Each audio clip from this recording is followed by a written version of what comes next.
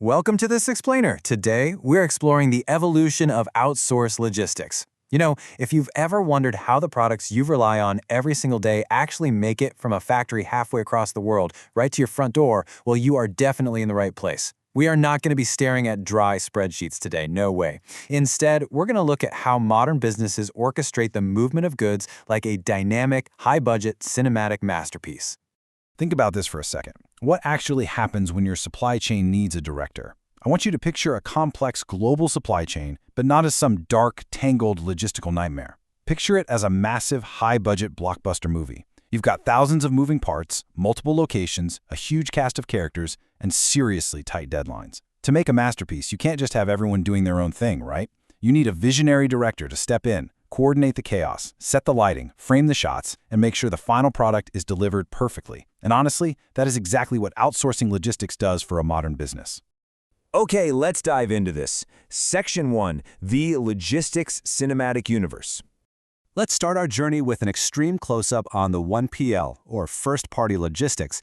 This is your independent cargo owner. Think of a local manufacturer, or maybe a retailer, who's managing their own distribution entirely internally. They dictate the exact origin and destination of everything. In our movie terms, they're basically writing, directing, and starring in their own indie film. But as globalization really takes hold, keeping every single thing in-house, well, that gets incredibly difficult. So, let's pull the camera back slightly to reveal the 2PL, second-party logistics. When our solo actor realizes, hey, I can't move everything myself, they go out and hire specialists. These are carriers providing transport services over one specific segment, so maybe a maritime shipper, a rail operator, or a trucking company. They don't manage the whole movie. They're essentially the specialized stunt team, coming in to execute one action-packed sequence from point A to point B. Now let's zoom out again for a nice wide-angle shot to reveal the 3PL, third-party logistics. Here is where the real coordination starts to happen.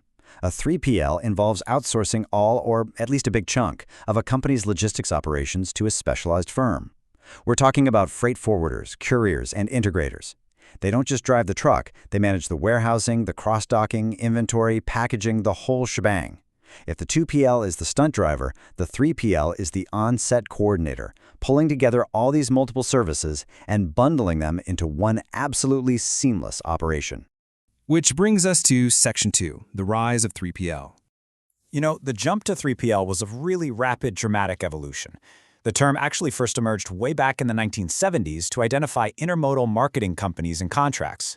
Before that, transportation contracts just had two parties, the shipper and the carrier. But when these marketing companies stepped in to accept shipments and then hand them off to rail carriers, they became this vital third party to the contract. Fast forward to 1996, and the concept was so valuable that Accenture literally trademarked the term 3PL. And finally, by 2008, the industry had grown so ubiquitous that the U.S. government officially legally defined it in legislation known as H.R. 4040. So, let's look at exactly what this entails. The Council of Supply Chain Management Professionals and that H.R. 4040 bill strictly define a 3PL as a person who solely receives, holds, or otherwise transports a consumer product in the ordinary course of business but who does not take title to the product. Basically, this is the academic legal script. It really grounds us. It means the 3PL holds the goods, they move them, they store them, but they never actually own them. The cargo always belongs to the original business. Now, what's really interesting about this is how, in the real world, this definition has broadened significantly compared to that strict legal jargon. Today, a 3PL is seen as a one-stop shop for outsourced supply chain management. Practically every company out there offering bundled logistics calls itself a 3PL. It has become the absolute standard industry term for handing over your physical logistics operations to a trusted partner. Moving right along to Section 3, 3PL versus 4PL. As supply chains grew even more complex, a brand new character entered the scene. So, a 3PL provides tangible, integrated services, right? They own or lease the warehouses, they manage the physical transportation, the packaging, the freight forwarding. They are the crew on the ground making the magic happen. A 4PL, however, acts as a single interface, managing all aspects of the supply chain, and that includes multiple 3PLs. Often set up as a completely separate joint venture entity, a 4PL might not own a single truck or warehouse themselves. If the 3PL is the on-set crew, the 4PL is the overarching executive producer of the movie, managing the entire network of providers from the studio lot. And just like they did with 3PL, Accenture actually coined the term 4PL back in 1996.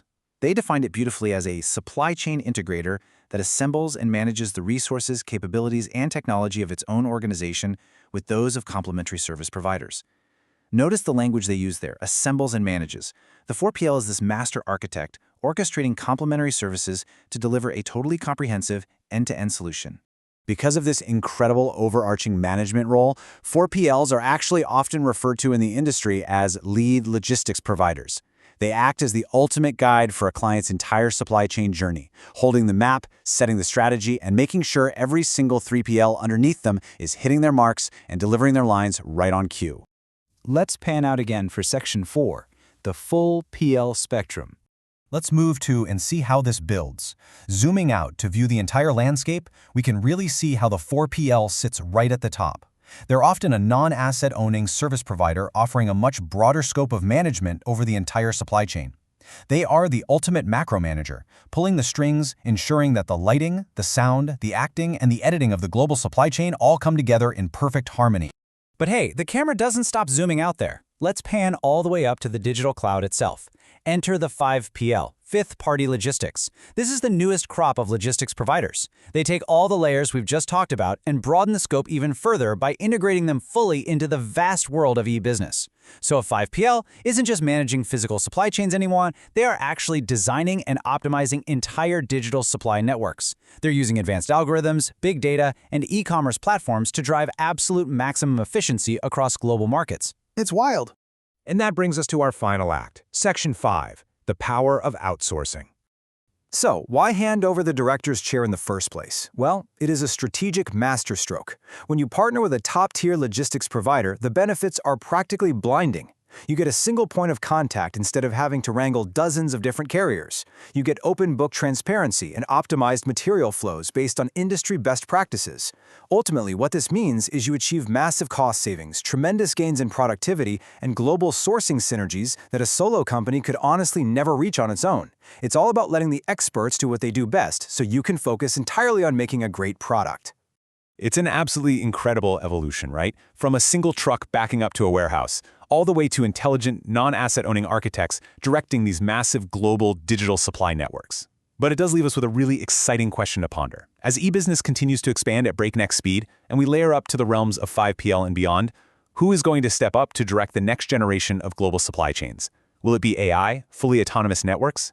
The sequel to this story is literally being written right now, and the logistics cinematic universe is only going to get more thrilling from here. So keep your eyes on this space.